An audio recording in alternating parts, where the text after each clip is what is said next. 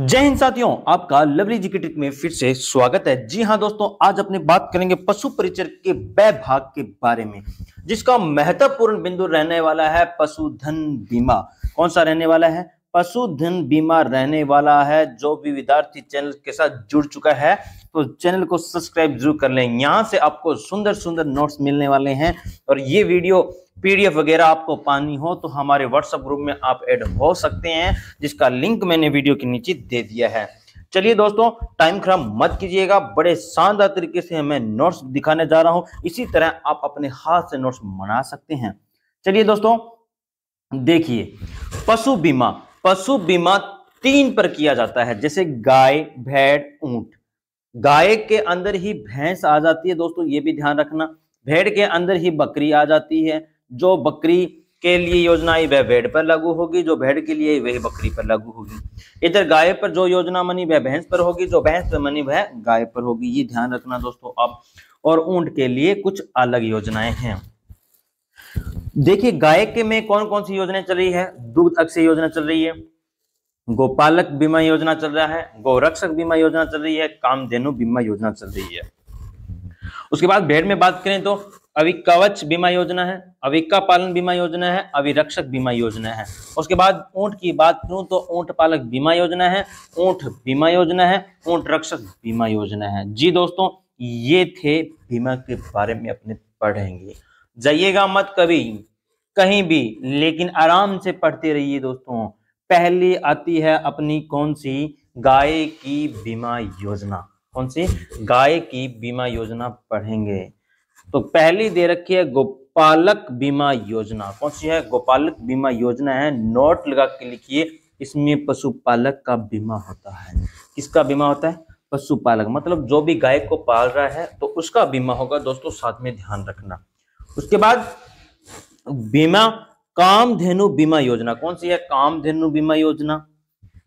प्रारंभ कब होती है? 1997-98 में इसकी शुरुआत होती है। इसमें केंद्र व राज्य सरकार का अनुदान कितना रहता है? तो 50-50 रहता है। कितना रहता है?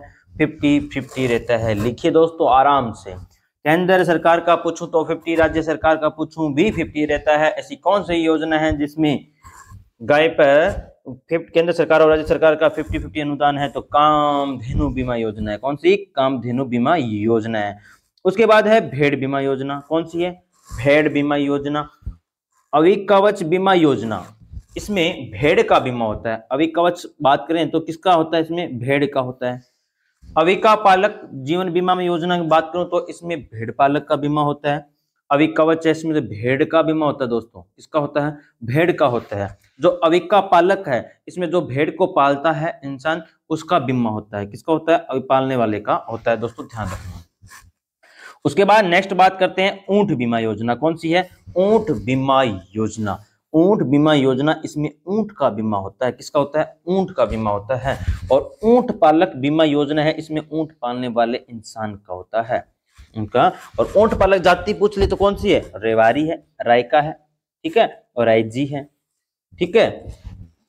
और मारवाड़ में सर्वप्रथम ऊंट लाने का श्रेय किसको जाता है? पाबूजी को जाता है। ये भी ध्यान रखना आप। किसको जाता है? पाबूजी को जाता है। पाबूजी को ऊंटों के देवता कहते हैं। पाबूजी को ऊंटों के देवता कहते हैं। और जब ऊंट बीमार हो जाता है तो फड़ पाबूजी की बाची जाती है दोस्तों, ये भी ध्यान रखना आप, ठीक है। उसके बाद ये राजस्थान जी की तरफ के थे। उसके बाद मुख्यमंत्री कामधेनु बीमा योजना। कौन सी है? मुख्यमंत्री कामधेनु बीमा योजना। इंपॉर्टेंट लगा लेना दोस्तों, इसको पूछे जाने वाला क्वेश्चन बनता है यहाँ से। मुख्यमंत्री कामधेनु बीमा योजना की शुरुआत होती है 24 अप्रैल 2023 से लेकर 30 जून 2023 को होती है। इसके महंगाई राहत कैंप में इसकी शुरुआत हुई थी। प्रशासन गांव के संग चला था। ये प्रशासन गांव के संग चला था। ध्यान रखना, 6 सितंबर 2023 को भीलवाड़ा जिला के गुलाबपुरा से मुख्यमंत्री अशोक गहलोत ने प्रारंभ की थी इस योजना को।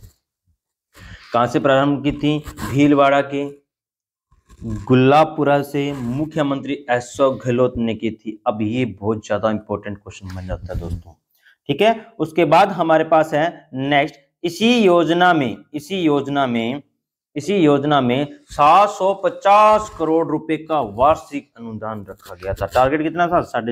700 करोड़ का। 20 लाख पशुपालक लाभान्वित होंगे इस योजना से। कितने होंगे? 20 लाख लोग होंगे, ध्यान रखना। जिसके पास जन आधार कार्ड होगा, पशुओं पालकों के दुधारू पशु गाय भैंस की अकाल के कारण से मृत्यु हो जाए तो उसे प्रत्येक पशु पर 40,000 रुपए का बीमा दिया जाएगा। किस पर दिया जाएगा? 40,000। जैसे जन आधार धारक है, मतलब जिसके पास भी अभी शुरुआत हुई थी राहत कैंपों की, जिसमें जिसका भी जन आधार कार्ड था, कह रहे थे कि जन आधार कार्ड लेके आओ, आपकी सारी की सारी योजनाएं प्रारंभ हो जाएगी। बस वही बात है दोस्तों, ध्यान रखना। जन आधार आधारक पशुपालक के दुधारू पशु गांव भैंस की अकाल कारण से मृत्यु हो जाए तो प्रत्येक पशु पर 40,000 का बीमा दिया जाएगा। ये बात कही गई थी इसमें। अब पशुपालन से संबंधित योजनाएं एवं विकास कार्यक्रम। राष्ट्रीय डेयरी विकास बोर्ड एनडीडीबी, कौन सी है? एनडीडीबी, राष्ट्रीय डेयरी विकास बोर्ड की स्थापना होती है 1965 में। कब होती है? 1965 में। मुख्यालय पूछूं तो आनंद गुजरात में है। कहाँ है? आनंद गुजरात में है। उद्देश्य क्या था इसका? राज्य स्तर पर सरकारी डेयरी की सभी जगह पर स्थापना करना, कि राज्य स्तर में जितनी भी सरकारी डेयरी की क्या करनी है? स्थापना करनी है।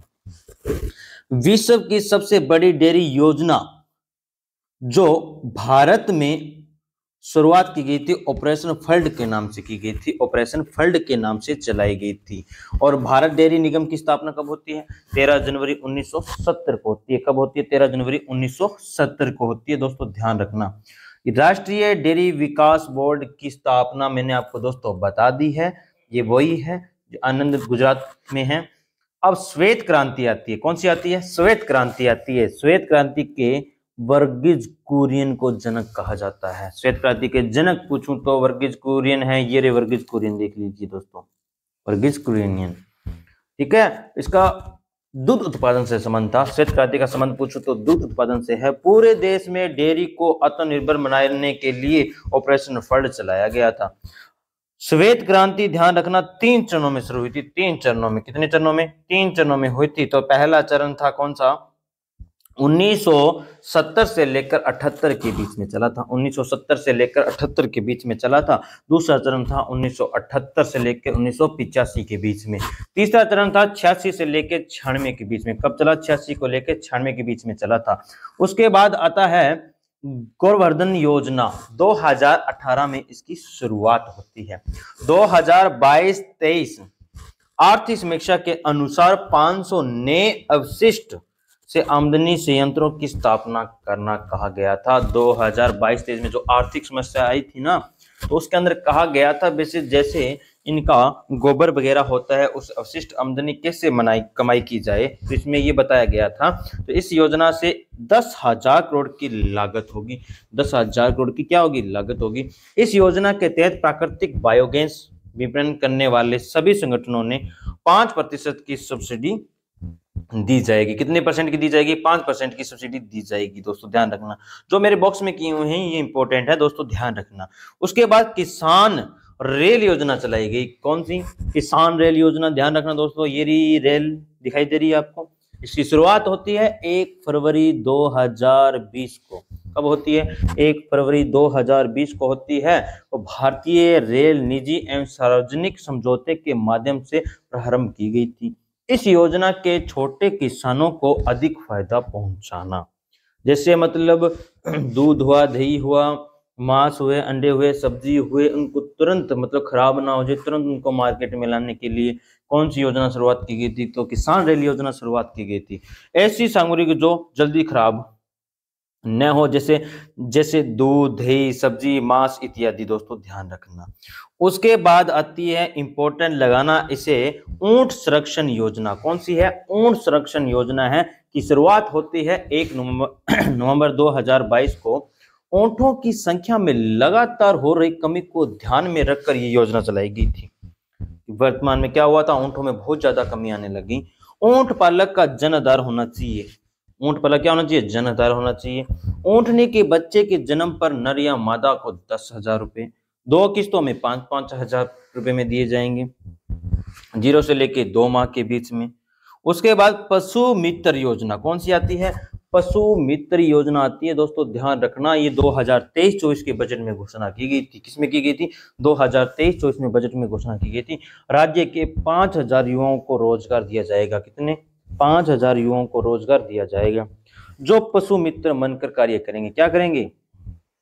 5000 क्या बनेंगे? पशु मित्र बनकर कार्य करेंगे दोस्तों, ध्यान रखना। उसके बाद निःशुल्क दवा योजना कौन सी है? निःशुल्क दवा योजना है कि शुरुआत होती है 15 अगस्त 2012 को। कब होती है? 15 अगस्त 2012 को होती है। मुख्यमंत्री निःशुल्क पशुधन दवा योजना है ये। पहले चरण में शुरुआत होती है तो 87 प्रकार की औषधि व 13 प्रकार के क्या है? सर्जिकल ड्रेसिंग मटेरियल था। और सेकंड चरण में बात करें तो 43 प्रकार की औषधि व 3 प्रकार के क्या थे? सर्जिकल ड्रेसिंग थे, मटेरियल होता है दोस्तों, ध्यान रखना। वर्तमान में लगभग 110 प्रकार की औषधियां हैं। कितनी है? 110 प्रकार की। दोस्तों ये इंपॉर्टेंट लगा लेना, मैं आपको बता रहा हूं, पहले एग्जाम में छपेगा, पूरा व्याख्या सहित छपने वाले क्वेश्चन है। योजनाओं में आज तक जो भी क्वेश्चन पूछे जाते हैं उनके मतलब एक एक डिटेल के बारे में दिया जाता है। निम्नलिखित में से असंगत है या संगत पूछा जाता है। जैसे निःशुल्क पशुधन दवा योजना की शुरुआत 15 अगस्त 2012 को हुई थी। हाँ सही है। इसमें प्रथम चरण में कितनी औषधियां थी? 87। सेकंड चरण में कितनी थी? 43। वर्तमान में कितने? 110। अब 110 की जगह 105 कर दे तो ये क्या हो गया? गलत हो गया। इस तरह के क्वेश्चन पूछे जाते हैं दोस्तों, ध्यान रखना। राष्ट्रीय पशुधन मिशन, इसमें क्या है? नस्ल सुधार के लिए की। ये किस लिए योजना शुरुआत की गई? नस्ल सुधार के लिए ये योजना शुरुआत की गई थी दोस्तों, ध्यान रखना। भेड़ बकरी की प्रदर्शनी शिविर लगाना था। इसमें केंद्र सरकार व राज्य सरकार का अनुपात रहता है। केंद्र सरकार का रहता है 60% और राज्य सरकार का रहता है 40। कितने जिलों में लागू की गई? तो इंपॉर्टेंट बन जाता है हमारे लिए। 9 जिलों में चालू की गई थी। कितने जिलों में? 9 जिलों में चालू की गई थी दोस्तों, ध्यान रखना। उसके बाद आता है ऊंट विकास योजना। कौन सी है? ऊंट विकास योजना आ चुकी है। इसकी शुरुआत होती है 2 अक्टूबर 2016 को। कब होती है? 2 अक्टूबर 2016 को होती है। ऊंट पालक को बढ़ावा देना। किसको? ऊंट पालक को बढ़ाना। ऊंटों की संख्या में क्या करनी? वृद्धि करनी। ऊंटों से संबंधित प्रोत्साहन देना। इसमें केंद्र सरकार राज्य सरकार का परसेंट रहता है, तो केंद्र सरकार का 90 रहता है, राज्य सरकार का 10%। कितना है? 90:10 है दोस्तों, ये आप ध्यान रख लेना। उसके बाद नेक्स्ट बात कर रहे हैं अपने नंदी गौशाला जन सहभागिता योजना। कौन सी है? नंदी गौशाला। बात करते हैं, ये शुरुआत होती है 29 अगस्त 2019 को। कब होती है? 29 अगस्त 2019 को होती है। 16 नंदी गौशाले खोले गए जिसमें केंद्र सरकार का रहता है 90, राज्य सरकार का रहता है 10। तो अनुपात पूछ लिया जाता है तो 90:10 है। कितने हैं? 90:10 है दोस्तों, ध्यान रखना। उसके बाद आती है देवनारायण आवासीय योजना। कौन सी है? देवनारायण आवासीय योजना की शुरुआत होती है 2020 में। कब होती है? 2020 में होती है। किसान को एक ही स्थान पर मूलभूत सभी सुविधाएं देना। इसे मतलब गाय भैंस बकरी जो भी हो किसान के पास, जो किसान अपने खेत में बैठा है तो उसी स्थान पर उसको सभी सामग्री या कुछ भी दवाई वगैरह सभी उसको क्या करना? उसी स्थान पर उपलब्ध करवाना। ये इस योजना का उद्देश्य था दोस्तों, ध्यान रखना। उसके बाद बात करते हैं भामाशाह बीमा। भामाशाह पशु बीमा योजना। कौन सी है? भामाशाह पशु बीमा योजना की शुरुआत होती है 23 जुलाई 2016 को। कब होती है? 23 जुलाई 2016 को होती है। पशु बीमा कराने पर SC ST OBC को 70% और सामान्य श्रेणी को 30% का था दोस्तों, ध्यान रखना। सब्सिडी दी जाएगी मतलब, और SC ST OBC को 70% सब्सिडी दी जाएगी और सामान्य श्रेणी को 30% दी जाएगी। समझ गए? उसके बाद ये देखो लिखी हुई है, ये आप मतलब चित्र जरूर देख लेना दोस्तों, ठीक है ना। उसके बाद राष्ट्रीय सुरक्षा कवच बीमा योजना, इंपॉर्टेंट मेरा लगाया हुआ है, आप अच्छे से लिख के इसको इंपॉर्टेंट लगा लेना। इसकी शुरुआत होती है 1 जनवरी 2022 को। कब होती है? 1 जनवरी 2022 को होती है। दूध उत्पादक लोगों का दुर्घटना बीमा करना। ठीक है, दूध उत्पादक लोगों का दुर्घटना बीमा करना। विकलांग स्थायी 5 लाख और विकलांग अस्थायी को 2.5 लाख रुपए का होगा। कितना होगा? 2.5 लाख। ये ध्यान रखना दोस्तों। उसके बाद आती है मुख्यमंत्री दुग्ध उत्पादक संबल योजना। इसमें शुरुआत होती है 1 फरवरी 2019 को होती है, 1 फरवरी 2019 को होती है। दूध पर अनुदान राशि 2 रुपए से बढ़ाकर कितनी कर दी गई है? 5 लीटर प्रति कर दी गई, ये ध्यान रखना। ने 764.23 करोड़ रुपए दिए, कितना अनुदान दिया जाएगा? अनुदान पूछो तो कितना? 764.23 करोड़ का दिया जाएगा। उसके बाद ये होती है फुट एंड माउथ डिजीज 2010 में शुरुआत होती है। केंद्र सरकार का 60%, राज्य सरकार का 40%। ये केंद्र सरकार के, दोस्तों ध्यान रखना, केंद्र सरकार की योजना है। उसके बाद आती है गौशाला बायोगैस सहभागिता योजना की शुरुआत होती है 1 अप्रैल 2018 को। कब होती है? 1 अप्रैल 2018 को होती है। गौशाला को आत्मनिर्भर बनाना, क्या करना? गौशाला को आत्मनिर्भर बनाना। एक गौशाला में बायोगैस संयंत्र लगाना। लागत का 50% अनुदान होगा। कितना होगा? 50% अनुदान होगा। अधिकतम 40 लाख होंगे। कितने? अधिकतम कितना होना चाहिए? 40 लाख होंगे। जी दोस्तों, ये थी अपने पशु परिचर की अति महत्वपूर्ण पशु बीमा के बारे में। वीडियो कैसे लगी तो आप मुझे कमेंट करके जरूर बताएं। दोस्तों मिलते हैं अगली वीडियो में। जय हिंद, जय भारत।